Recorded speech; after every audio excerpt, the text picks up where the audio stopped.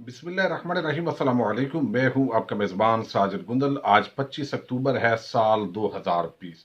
सलीम साफ़ी को शरीफ माफिया की गुलामी महंगी पड़ गई है। बुग़्ज़ इमरान से भरपूर कालम पर उसकी तारीखी छतरोड़ हुई है। उस कालम के अहम नुकात मैं आपके सामने रखने जा रहा हूँ।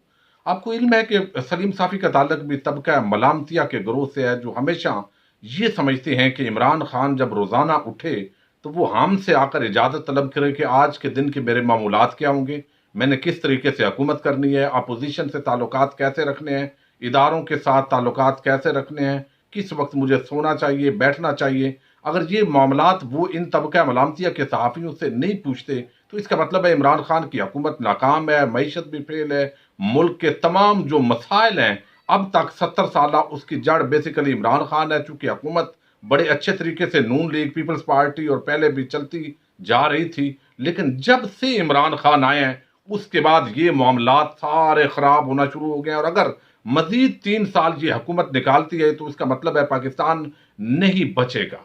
ये वो तबका मलामतिया के सहाफ़ियों का बयानिया है जो वो बनाने की कोशिश करते हैं और लोगों को गुमराह करने की कोशिश करते हैं। आप हामिद मीर, गरीदा फारूकी, ये जितना तबका है, मैं इसका इसलिए अक्सर जिक्र करता रहता हूं कि ये राय आमा को एक हद तक मुतासर करने की कोशिश करते हैं। उसकी वजह यह है कि ये इंटेलेक्चुअल करप्ट लोगों का ऐसा टोला है जिनके ताने बाने बहुत दूर तक मिलते हैं और सियासी जमातों के अंदर भी इनको असर और रसूख है। जब पीपल्स पार्टी की हुकूमत थी फिर भी मामला सही चल रहे थे, फिर नून लीग की हुकूमत आई, फिर भी इश्तिहारात की मद में मीडिया को पैसा दिया जा रहा था। तो जब तक ये बिकाऊ मीडिया के मुंह में कुछ डाला जाए तो इनकी तनख्वाहें भी चूंकि एंकर्स की और कालम नगारों की अच्छी थी तो मामला सब ठीक जा रहे थे, हल्की फुल्की तनकीद करते थे और उसके बाद खामोश हो जाते थे। लेकिन इमरान खान को अभी 2 साल इख्तदार में आए हुए हैं। कोरोना की वबा ने 11 महीने हुकूमत के लिए और पूरी दुनिया को मुतासर किया है। ये तमाम मसाइल सामने हैं और ये भी पता है कि इससे पहले चोर डाकू किस तरह मुल्क को लूटते रहे हैं, किस तरह पाकिस्तान को मकरूज किया है, आने वाली नस्लों को भी। लेकिन वो मसाइल इन वजीफा खोर सहाफियों के बिल्कुल कलम के नीचे लिखे नहीं जाते और जहां पर बोलने की जरूरत होती है वहां पर ये बोलते भी नहीं है। इसलिए मैं इनको हमेशा इंटेलेक्चुअल करप्ट टोला कहा करता हूं। अब ये सलीम साफी ने एक कॉलम लिखा है, मैं आपको तरतीबवार बताता हूं, आगे बड़ी आम गुफ्तगू है, इसलिए आप ये सारी वीडियो मैं रिक्वेस्ट करूंगा जरूर सुने। अब ये एक अलहदा इसने बयानिया लिया, इसलिए ये कॉलम आम है और इस पर इसकी बड़ी तारीखी छतरोल भी हुई है कि आप किस तरह शरीफ माफिया की गुलामी के अंदर लेट गए हैं और ये सिर्फ आपके अंदर बुग़्ज़ इमरान बोल रहा है। अब इस का कॉलम का उन्वान जो है वो है हुकूमत इदारों को अपोजिशन से लड़ा रही है। इसके अंदर वो क्या बयानिया देने की कोशिश कर रहे हैं, वो कहते हैं कि ये जो हुकूमत है ये इदारों को ढाल बनाने की कोशिश कर रही है। मैं आपको एक और चीज शुरू में बता दूं, ये जितना तबका है इस वक्त कुछ बैरून मुल्क बैठा और कहां कुछ जो टीवी एंकर्स की शक्ल के अंदर ये एक पूरा ग्रोह मौजूद है, इनको एक चीज की बड़ी परेशानी है और वो परेशानी ये है कि हुकूमत के और एस्टेब्लिशमेंट के जो ताल्लुकात है आपस में अच्छे हैं और वो चाहते हैं कि इन करप्ट टोले का एहतसाब हो और आप डील और डील हम नहीं देंगे और एस्टेब्लिशमेंट सियासत के अंदर नहीं आना चाहती। इस चीज से इस तबके को बहुत ज्यादा तकलीफ हो रही है। ये चाहते हैं कि इमरान खान और एस्टेब्लिशमेंट और फौज को आपस के अंदर लड़ना चाहिए था। ये असल में इस तकलीफ का इजहार इस कॉलम के अंदर किया गया है। अब वो कहते हैं कि क्या हुकूमत इदारों को अपोजिशन से लड़ा रही है, ये उन्वान है। इसमें वो बताते हैं कि इदारों को ढाल के तौर पर ये हुकूमत इस्तेमाल कर रही है, हालांकि ढाल के तौर पर इस्तेमाल नहीं करना चाहिए। वो कहते हैं कि हुकूमत का काम है कि वो राबताकार का किरदार अदा करे अपोजिशन यानी अवामी नुमाइंदों के दरमियान और एस्टेब्लिशमेंट के दरमियान। लेकिन ये हुकूमत इन दोनों के ताल्लुकात को बेहतर नहीं होने दे रही और ये चाहती है, जो अवामी नुमाइंदे से मुराद उनका ये है कि जो ये अपोजिशन जमाती वोट लेकर जो इन्होंने असम्बली के अंदर सीटें ली हैं, इनकी सीटें तो हैं अवाम के वोट से, लेकिन हुकूमत जो है ये अवाम के वोट से नहीं बल्कि जबरदस्ती एस्टेब्लिशमेंट ने यहां पर बिठाई है। तो वो कहते हैं कि ये राबता कार का काम सर अंजाम नहीं दे रहे। मुफाहमत की कोशिश को वो कहते हैं सबोताज किया। जो ये जो एस्टेब्लिशमेंट थी उसने कोशिश की कि इमरान खान की हुकूमत चलती रहे और साथ पीपल्स पार्टी और नून लीग जो है उसने भी कोशिश की, अगरचे ये धांधली ज़्यादा हुकूमत थी लेकिन उन दोनों पार्टीज ने भी कोशिश की, लेकिन ये जो मुफाहमत थी ये इमरान खान ने सबोताज कर दी एस्टेब्लिशमेंट और अपोजिशन के माबैन। तो अब ये सारा कुछ किया जा रहा था इमरान खान के फायदे के लिए, लेकिन उल्टा इमरान खान ने जो ये मुफाहमत खत्म की है एस्टेब्लिशमेंट और इनके दरमियान, तो इसका मतलब है कि ये मामलात खराब हो रहे हैं। अब वो ये चाहते हैं कि अगर एस्टेब्लिशमेंट नून लीग पीपल्स पार्टी को एनआरओ दे, उनकी चोरी डकैती पर कोई उनसे पूछे ना, आपने पैसा किधर, ये मनी लॉन्ड्रिंग जो कुछ हो रहा था इसका किसी को कोई परेशानी नहीं है। वो कहते हैं ये चलने देते, ये मफाहमत हो जाती है और इमरान खान हुकूमत के 5 साल पूरे करते, एहतसाब होता ना होता, लूटी दौलत वापस आए ना आए, मामला ठीक हूं ना हूं, उनसे गरज नहीं है। तो ये आपने सारी मफाहमत इमरान खान ने जो है वो खराब कर दिया। इदारों के साथ अपोजिशन के मामला तय हो रहे थे, हुकूमत भी चलती रहनी थी, निजाम भी चलते रहना था। तो ये बहुत बड़ी नाकामी है, इमरान खान ने बड़ा गलत किया है। ये इस पर बात करते हैं। फिर वो कहते हैं कि इमरान खान ने इस सारे मामले को खराब किया है पकड़ दकड़ करके, यानी नैब जो इन्वेस्टिगेशन करता है, जो तहकीकात करता है, जिन लोगों पर रेफरेंस बनाता है,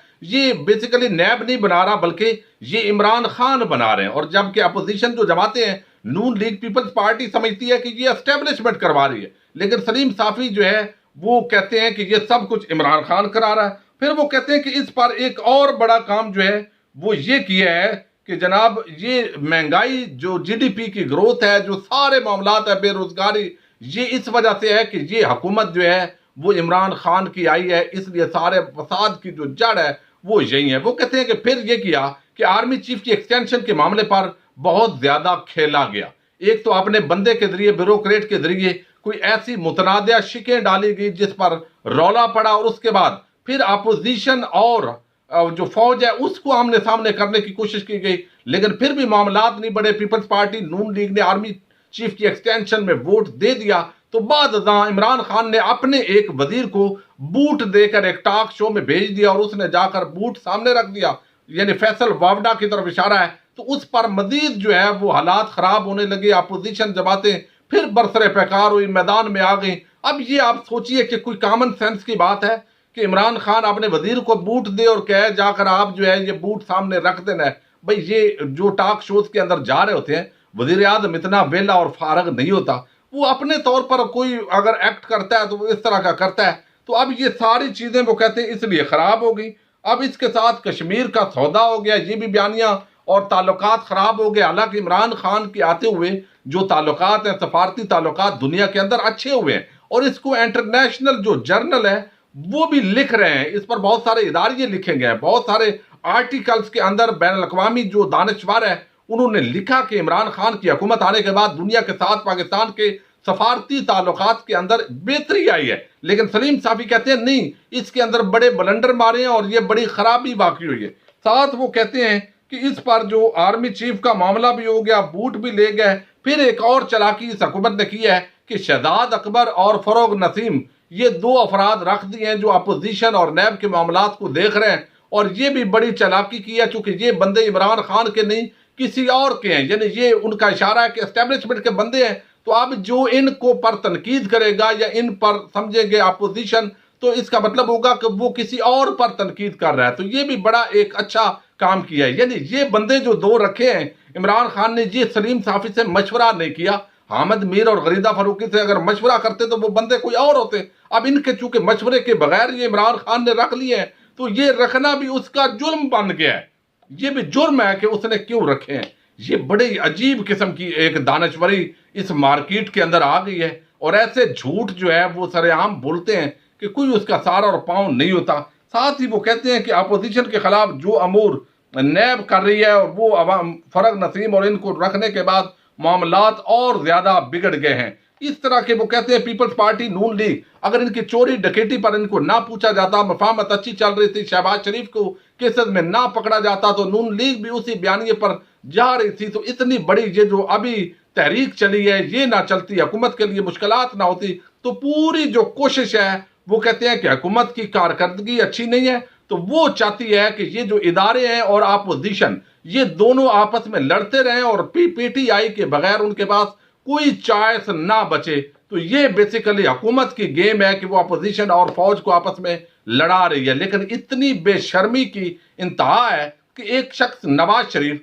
जो मुजरम है वो बाकायदा एक फ्रॉड के जरिए बैरून मुल्क लंदन चला गया। अब उसके केसेस हैं अदालतों में, करप्शन के केसेस हैं, अदालती फैसले हैं, और वो रियासती इदारों फौज पर रोज अपनी जबान से हमला आवर हो रहा है, उसकी बेटी हमला आवर हो रही है, उसके अंदर आप बताओ वो खुद लड़ रहा है या इमरान खान इदारों के साथ इनको लड़ा रहा है। अजीब किस्म की गैर मंतकी ये उसकी कालम के अंदर कुछ आम नुकात थे, और जिस पर उसकी बड़ी तारीखी पाकिस्तानी अवाम ने जिन्होंने देखा छतरोल की, और ये शरीफ माफिया की गुलामी इसको हमेशा महंगी पड़ी है और जिल्लत की और रुसवाई इनके मुकद्दर में होती है। बहरहाल फिर भी ये बात नहीं आते। अपने मेजबान साजिद गुंजल को नेक्स्ट वीडियो तक के लिए इजाजत दीजिए। अल्लाह हाफिज।